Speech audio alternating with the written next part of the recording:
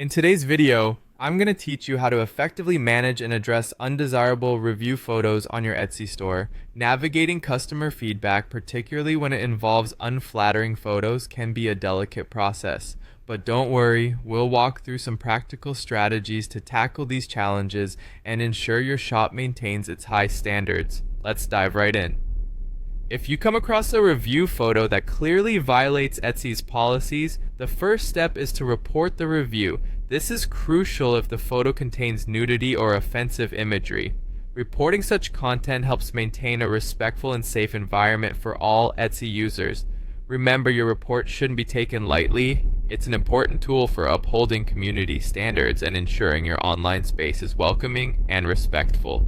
Now, what if the photo is less than ideal, but doesn't actually violate any policies? It's time to respond professionally to the review. Leaving a public response can clarify any misunderstood context.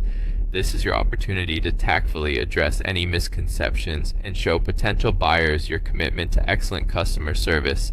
Keep your tone professional and positive, and use this as a chance to reinforce your product's value and quality. Another proactive step you can take is to improve the photo quality of your product listings and encourage positive reviews. Including instructions in your packaging on how to photograph your product can guide your customers in capturing and sharing images that accurately reflect your product's quality. This added touch not only enhances the customer's overall experience but can also lead to higher satisfaction and better reviews. Lastly, consider contacting the buyer if you've established some rapport. Sometimes a kind and respectful message can go a long way. Gently ask if they might consider updating or removing the photo.